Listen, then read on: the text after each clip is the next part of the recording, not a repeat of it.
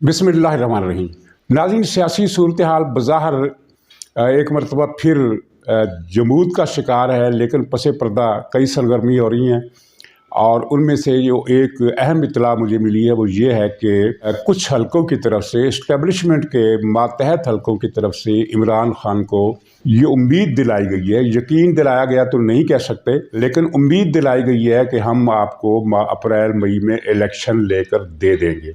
इस उम्मीद के पीछे कितना वज़न है? मेरा ख्याल है ये एक कोशिश है जिसकी कामयाबी के इम्कानात बज़ाहिर इस वक्त नज़र नहीं आते। अगर नवाज़ शरीफ ने यह फ़ैसला कर लिया कि हमें मुकर्ररा मुद्दत जो है असम्बली तहलील होने के बाद पंजाब असम्बली और पख्तूनख्वा असम्बली 90 दिन के अंदर इलेक्शन उन्हें कबूल है, तो फिर मेरा ख्याल है कि इलेक्शन का रास्ता निकल आएगा। लेकिन अभी तक ऐसी कोई निशानदही किसी तरफ से नहीं हुई है कि इलेक्शन वक्त पर होंगे। ज़्यादातर जो इतलात आ रही है वो ये है कि इलेक्शन डिले हो जाएंगे, लेकिन दावे से ये भी नहीं कहा जा सकता। बहरहाल हुकूमत कुछ मुश्किल फ़ैसले करने वाली है। मुश्किल फ़ैसलों से मुराद ये होती है कि जिनकी वजह से अवाम के लिए मुश्किल पैदा हो। हुकूमत के लिए तो ज़ाहिर है उसने तो एक समरी पर दस्तखत करने होते हैं और पेट्रोल की कीमत बढ़ा देनी होती है, और IMF के जो मुतालबात हैं उनके बाद जिनको मंजूर करने का फ़ैसला हो गया है, तो उनके बाद महंगाई की लहर में शरह में हादसा खौफनाक इजाफा होने का यकीनी नक्शा बन रहा है। तो ज़ाहिर है इसके बाद आवाम में एक रद्द-ए-अमल भी आएगा। लेकिन यहाँ सूरत हाल ये है कि आवाम में बहुत बड़े पैमाने पर ये तअस्सुर मौजूद है कि ये जो कुछ हो रहा है ये इमरान खान के 3.5 साल इक़्तिदार के नतीजे में हो रहा है। तो नाज़रीन, जिन हलकों ने ये यकीन दिलाया है वही हलके कम से कम इस हद तक कामयाब हो गए हैं कि पख्तूनख्वा में इमरान खान की मर्ज़ी का, इमरान खान की पसंद का वज़ीर आला लगा दिया गया, और इसमें महमूद दुरानी अपोजिशन लीडर ने भी तावन किया। ये बात समझ में नहीं आई कि एक ऐसा रिटायर्ड अफसर जो माजी में इमरान खान फाउंडेशन का डायरेक्टर भी रहा है और उसके हवाले से PTI की हमायत या PTI के लीडरों को फेवर देने की वाक़यात भी ज़ेर बहस रहते हैं, तो उस पर महमूद अकरम दुरानी साहब एकदम से कैसे आमादा हो गए। खैर, अब तो वो वज़ीर आला लग गए, माजी में PTI से बहुत ज़्यादा कुर्बत के हवाले से जाने जाते हैं। पंजाब में कल फैसला हो जाएगा, इलेक्शन कमीशन ऐलान करेगा, लेकिन PTI और काफ लीग का ये ऐलान है कि वो अगर हमारे दिए गए 2 नामों में से किसी एक को इलेक्शन कमीशनर ने मुकर्रर ना किया तो हम सुप्रीम कोर्ट जाएंगे। सुप्रीम कोर्ट से इनको क्या यकीन दिलाया गया है ये अभी बात सामने नहीं आ सकी।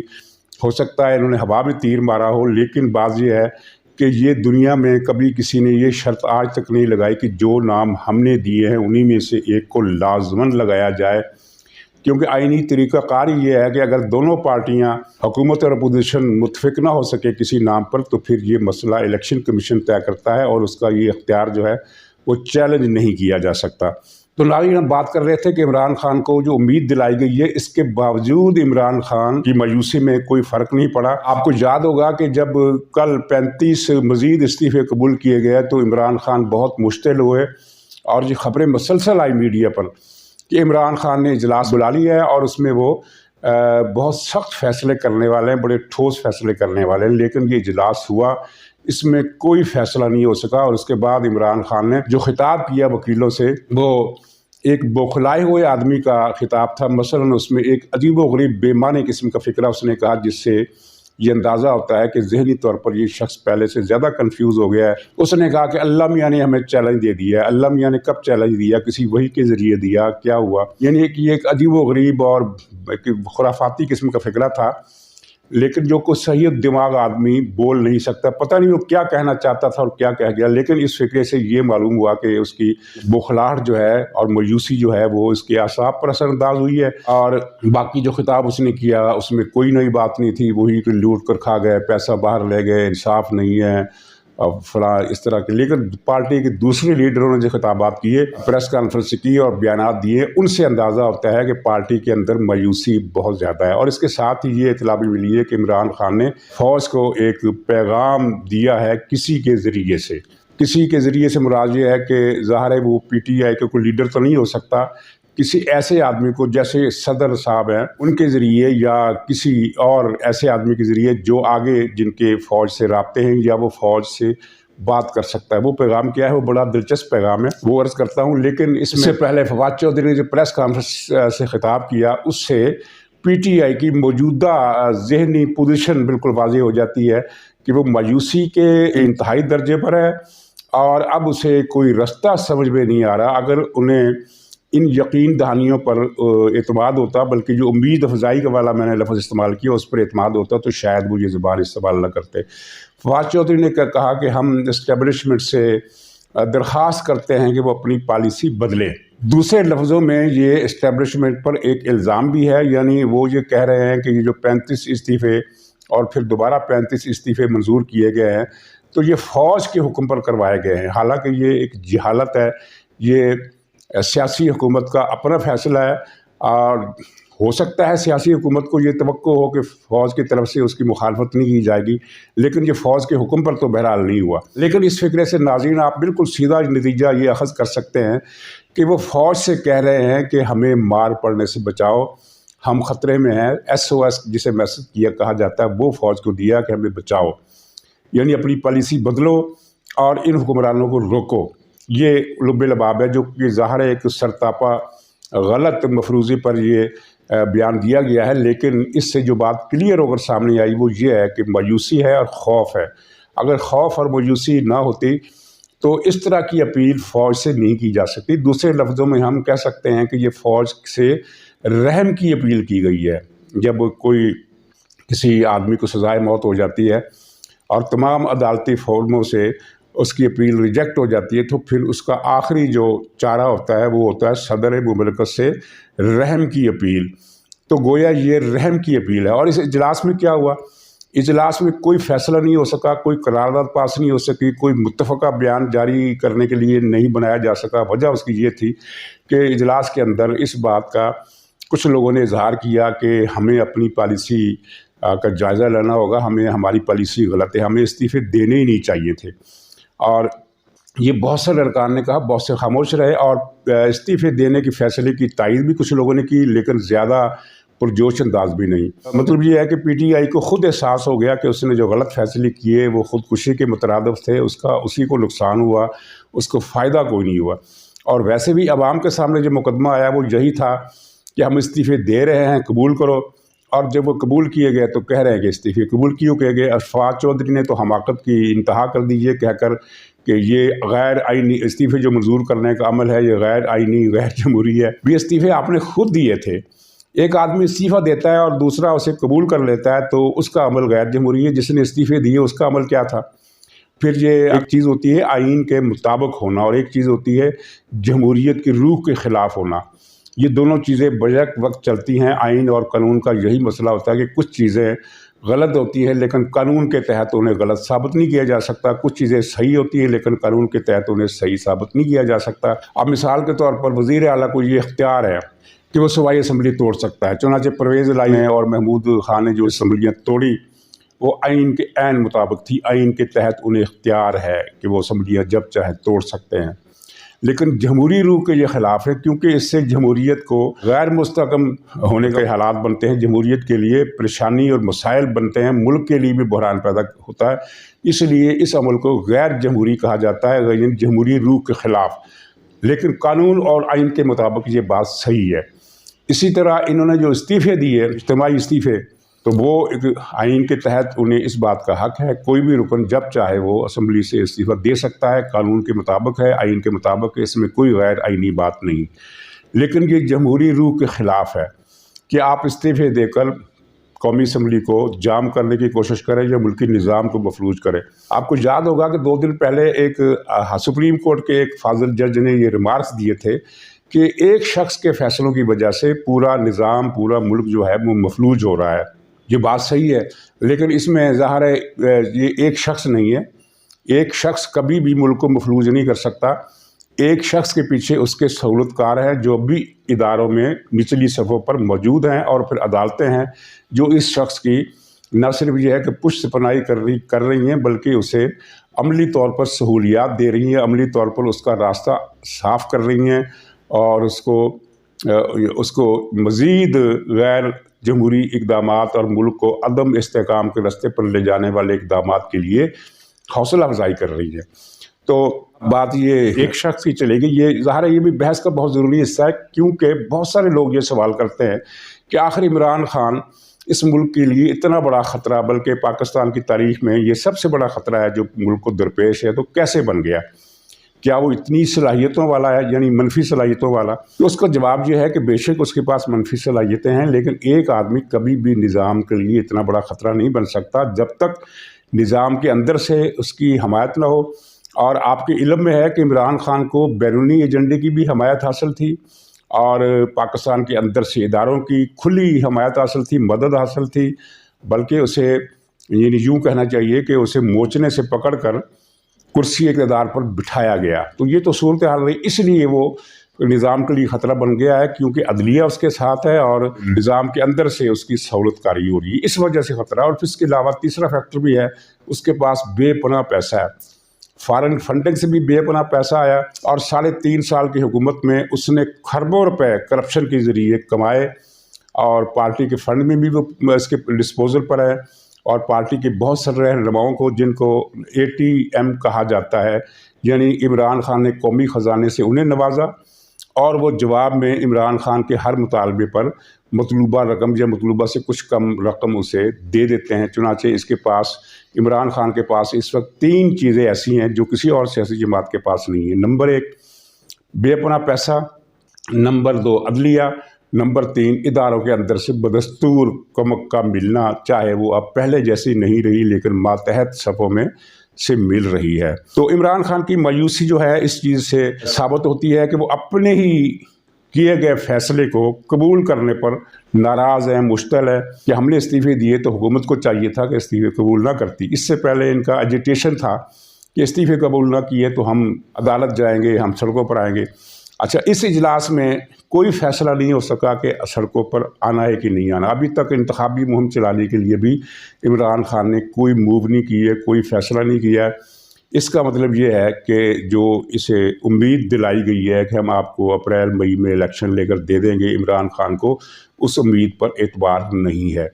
چنانچہ اس اجلاس میں یہ بھی کہا گیا کہ ہم ابھی سڑکوں پر نہیں آئیں گے، کم سے کم جنوری، فروری، مارچ، جنوری تو اب جانے والا ہے، 8-10 دن رہ گئے، تو فروری مارچ میں بھی ہم سڑکوں پر نہیں آئیں گے۔